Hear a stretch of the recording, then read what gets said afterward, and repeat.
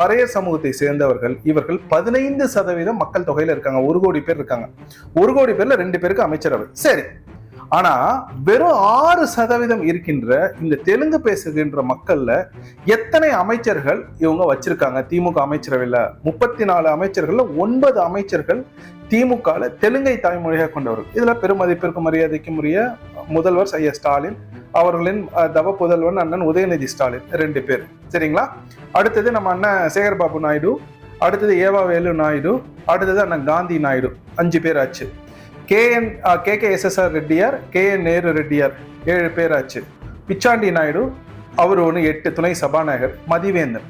இந்த 9 பேர்கள் எப்படி 34 அமைச்சர்கள்ல இருக்காங்க? வெறும் 6% தான் இருக்காங்க. இந்த கேள்வியை நீங்க கேட்டீங்கன்னா திருமாவளவன் உங்களை பார்த்து ஒரு கேள்வி ஒண்ணு வைப்பாங்க. என்ன தெரியுமா?